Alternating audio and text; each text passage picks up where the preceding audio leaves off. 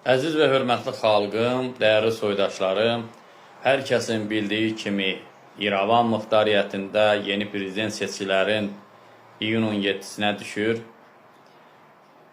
İrəvan onun üçün deyirəm ki, Ermənistan kimi dövlət tanımıram, qəbul etmirəm. Azərbaycan tarixi torpağı Azərbaycanın tərkibinə qatılması üçün Azərbaycan böyük siyasi proseslərinin davamiyyətində və İrəvanda böyük universitetlərin açılması, gənc nəslin modelləşməsini və iqtisadiyyatının inkişafa doğru getməsindən bağlı. Rusiya bu siyasəti anlayaraq əsasən Amerika Birləşmiş Ştatlarla Rusiyanın arasında gizli siyasi və açıq-aşkar siyasi məsələlərdə Rusiya qərblə bağlı əsasən qısqandığı üçün və Amerika Birləşmiş Ştatlarının İrana qarşı apardığı siyasi oyunun əsas ən böyük siyasi məsələsi Çinlə Hindistana qarşıdır, iqtisadiyyatı ilə bağlı və gənc nəslin modelləşməsi ilə bağlıdır.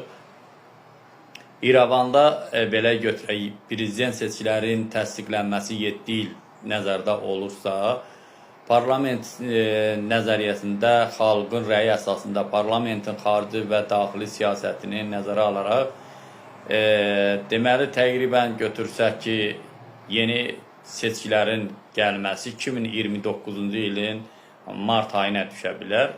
Amma hal-hazırda 2026-cı ildən 2029-cu ilə kimi bu 4 il arasında Paşinyanın siyasətini Qərbin ən böyük siyasətinin və uğurunun nəticəsidir.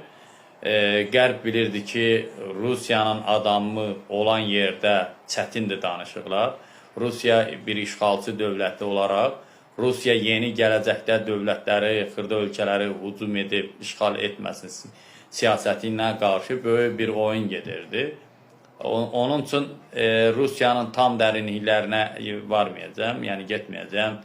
Yəni Venezuelanın tərəfindən Ukrayna və Yakutiyadan, İran məsələsi, Çin məsələsi, Hindistan məsələsində və Rusiyanın ola bilsin din dəyişilmə siyasətinə də keçər.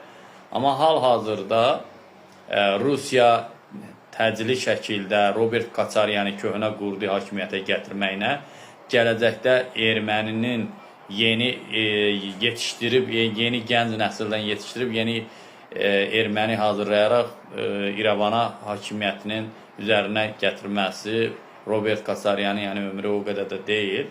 Amma hal-hazırda Robert Koçaryanın köhnə qurd və Rusiyaya meyilli olduğu üçün burada öz siyasi və iqtisadi